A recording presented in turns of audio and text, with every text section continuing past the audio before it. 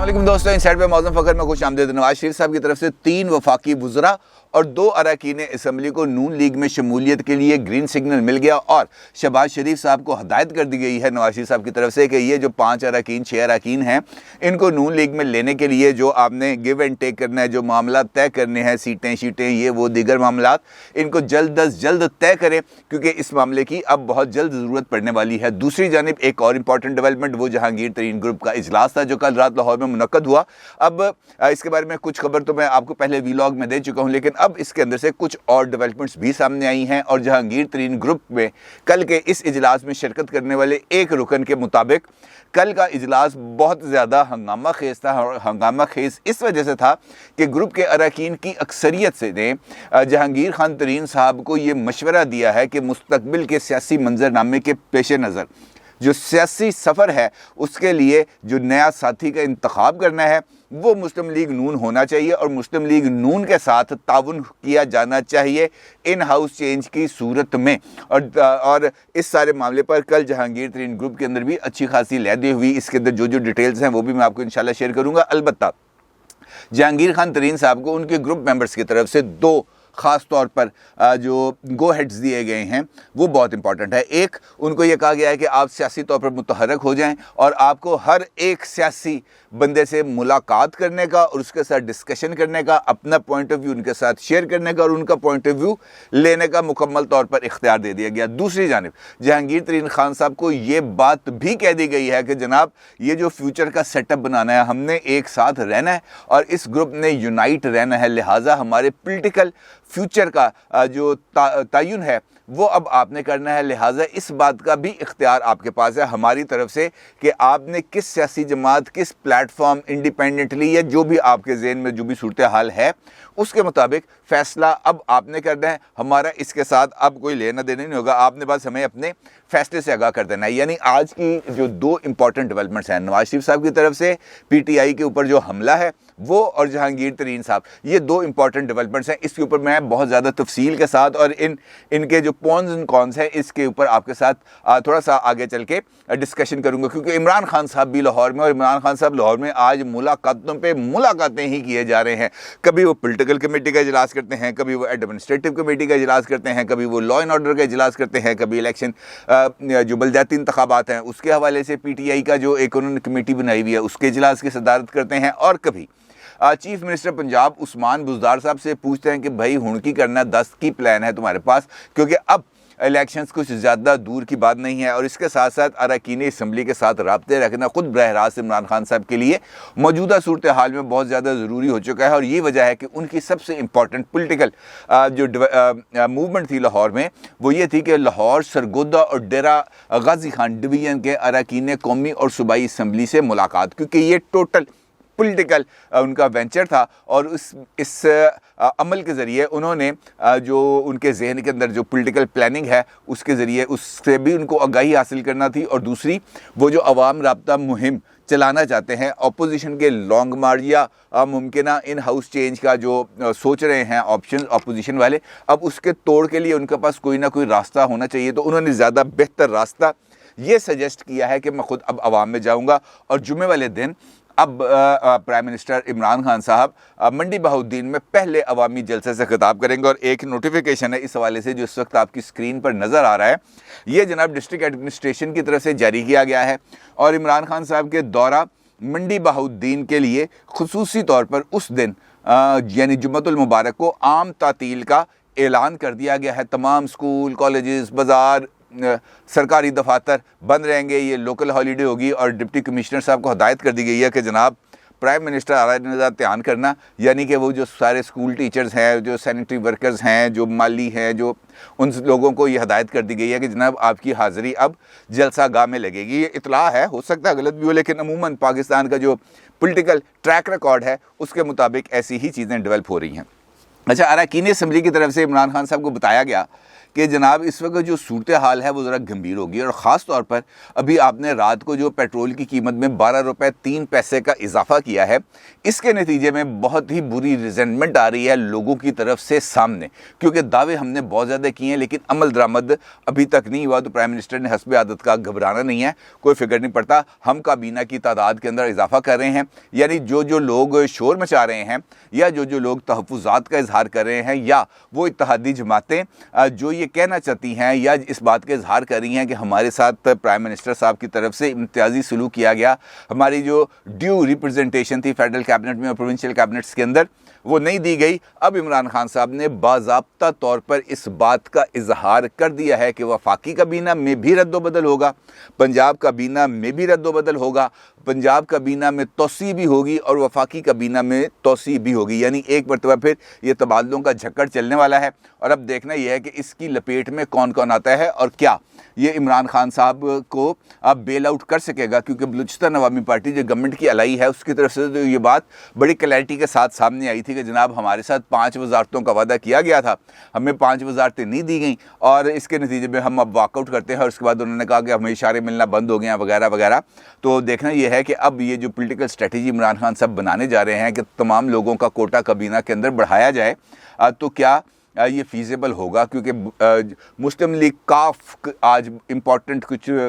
Meetings करने जा रही है इस्लामाबाद में, और जिस वक्त हो सकता है जब ये आप वीडियो देख रहे हो तो उनकी तरफ से कुछ बाज़ाब्ता ऐलान भी आ जाए सामने, लेकिन उनकी तरफ से जो भी डिटेल्स होंगी वो कल इंशाल्लाह आपके साथ शेयर करूंगा। अब ये जो पॉलिटिकल डेवलपमेंट्स हैं ये बड़ी रैपिडली हो रही हैं, क्योंकि जहांगीर तरीन इनफैक्ट इस पूरे पॉलिटिकल सेटअप के अंदर एक ऐसा रोल उन्होंने अपना लिया है जिसको अब नज़रअंदाज नहीं किया जा सकता। क्योंकि पंजाब की पॉलिटिक्स है, केपीके की पॉलिटिक्स है या सेंटर की पॉलिटिक्स है, जहांगीर तरीन ने अपनी एक मौजूदगी का वहाँ पर एहसास रखा हुआ है। और बाज़ाब्ता तौर पर अब जो उन्होंने इजलास बुलाए हैं इसके अंदर भी ये बात तय की गई है कि अब तवातर के साथ ये इजलास बुलाए जाएंगे, कंटिन्यूस ये हैमरिंग की जाएगी, और अपने आप को पॉलिटिकली रेलिवेंट रखने के लिए, पॉलिटिकली ज़िंदा रखने के लिए जो पॉलिटिकल एक्टिविटीज़ की ज़रूरत है वो भरपूर तरीके से की जाएंगी। वो जो रुकन असम्बली हैं जो कल इस इजलास में शरीक थे, और इस हवाले से अब तो बात मीडिया पे भी आ चुकी है, मुख्तलिफ टीवी चैनल्स दुनिया या जियोस के ऊपर अब उनकी बेशुमार इनसाइड स्टोरीज़ आप देख भी चुके हैं। वो वहाँ पे ये बताया गया है जनाब कि अरकान असम्बली की तरफ से कहा गया कि एक तो लाहे अमल हमारे सामने ऑप्शंस हैं वो बड़ी क्लैरिटी में है, एक नून लीग ऑप्शन है, एक काफ लीग ऑप्शन है और एक है पीपल्स पार्टी। और अरकान जो ग्रुप हैं उनकी तरफ से ये कहा गया है ज़्यादातर ने कि हमें नून लीग की तरफ ही रुजू करना चाहिए, जबकि जंग से जो रुकन असम्बली थे उनका ये कहना था कि हमें आज़ाद हैसियत को अपनी वापस बरकरार रखना चाहिए। अच्छा जी, इस इजलास में जहांगीर तरीन को कहा गया कि जनाब बस सारी पर्दादारी ख़त्म,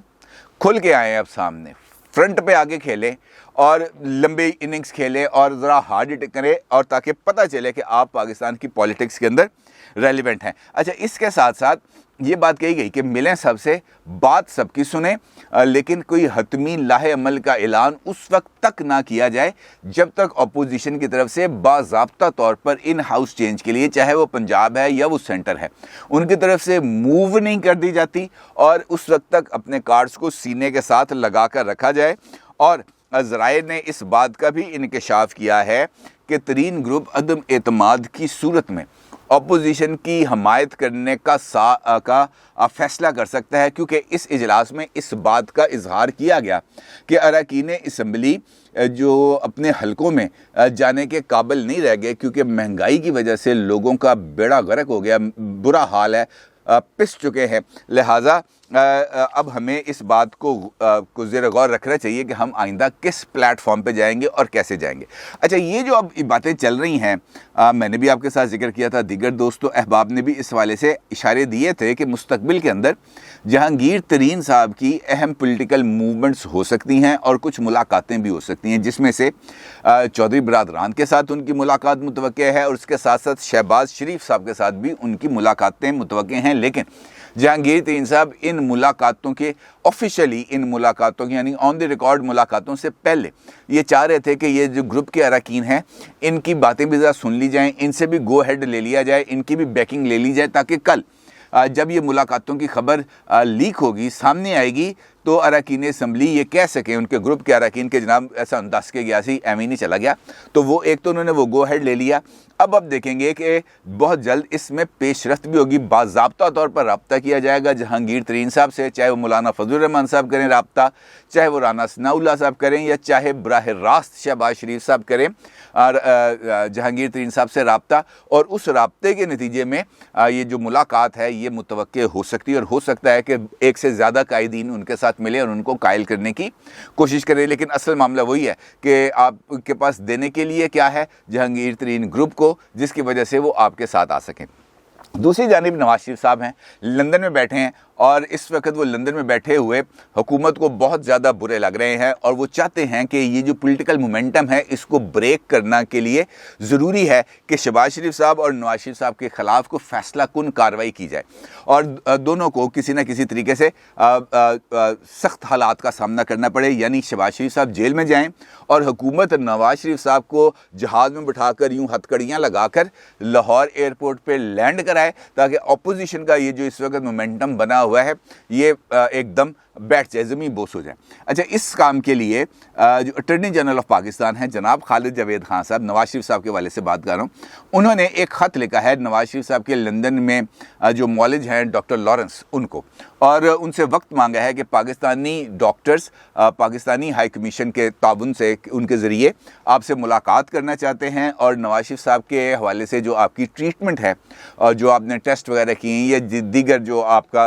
उनका इलाज आपने किया है उसकी कुछ डिटेल्स हासिल करना चाहते हैं, ताकि आपकी तरफ से मिलने वाली फ़र्स्ट हैंड इंफॉर्मेशन को उस मेडिकल बोर्ड के सामने रखा जाए। यानी हुकूमत अब ये चाहती है कि नवाज शरीफ साहब के गिर्द जो दायरा है उसको तंग कर दिया जाए, और वो जो हाई कोर्ट के अंदर गवर्नमेंट ने अपील दायर करनी है उसको इस तरीके से किया जाए जहाँ पर कोई कानूनी सुकम बाकी ना रह जाए, और ये सारे का सारा मामला उठ के चला जाए कोर्ट में, और कोर्ट की तरफ से एक ऑर्डर लेकर एक ऐसा बयानिया तश्कील दिया जाए कि देखें जनाब नवाज शरीफ साहब ने झूठ बोला था और अब वो वापस आने के लिए तैयार नहीं है। दूसरी जानब नवाज शरीफ साहब हैं, वो भी इस बात को समझ रहे हैं। वैसे वापस लाने की तो कोशिश अल्ताफ़ हुसैन साहब के हवाले से भी बहुत ज़्यादा की गई थी, लेकिन अब लंदन की जो कोर्ट है उनकी तरफ से उनको बरीयत मिल गई है, एक्विटल हो गई है वो दोनों इल्ज़ामात जो उन पर आयद किए गए थे हेट स्पीच के हवाले से और दीगर। तो अब अल्ताफ़ हुसैन भी एक फ्री सिटीज़न है, यानी लाना बड़ा मुश्किल काम है अगर बंदे की अपनी विल ना हो, लेकिन अब चूँकि पॉलिटिकल लड़ाई है, पॉलिटिकल बयानिया बनाना है, लिहाजा इस काम के लिए भी ज़रूरी है। अब इस सारी सूरत हाल में नवाज शरीफ साहब को भी इस बात का अंदाज़ा है कि अपने आप की उनकी खुद पॉलिटिकल सर्वाइवल कहाँ तक मुमकिन है, और वो किस तरीके से हुकूमती इक़दामात को रिवर्स कर सकते हैं, क्योंकि उनके पास कुछ कार्ड्स हैं जिनको वो खेलना चाहते हैं। और सबसे इम्पॉर्टेंट कार्ड्स वो 5 वफाकी वज़रा हैं जो वाया अयाज सादिक साहब जाना चाहते हैं मुस्लिम लीग नून में, और उसके लिए अयाज सादिक साहब ने जब लंदन में नवाज शरीफ साहब से मुलाकात की थी तो ये तमाम के तमाम नाम उनके सामने पेश किए थे, और इब्तदाई तौर पर नवाज शरीफ साहब ने 3 वफाकी वज़रा के नामों की मंजूरी दे दी है, और उनसे कहा गया है कि जनाब ये जो आपने 3 वफाकी वज़रा हैं इनको आप ले सकते हैं और इनके साथ आप मामलात को तय करें, और उसके लिए यकीनी तौर पर शहबाज शरीफ साहब की ये जिम्मेदारी लगाई है। और जो डेवलपमेंट है वो ये है कि ये 3 वफाकी वज़रा सेम डे, यानी जिस दिन तरीके अदम एतमाद वहाँ पर दाखिल की जाएगी उस दिन ये अपनी लाताल्लुकी का इजहार करेंगे गवर्नमेंट के साथ, और मुमकिन तौर पर शायद कुछ इस किस्म की इनकी डील हुई है कि वो अपना इस्तीफ़ा देंगे ताकि उस इस्तीफ़े के ज़रिए भी इमरान खान साहब के ऊपर दबाव पड़े। अब देखना यह है कि शहबाज शरीफ साहब इस मामले से कैसे निपटते हैं, क्योंकि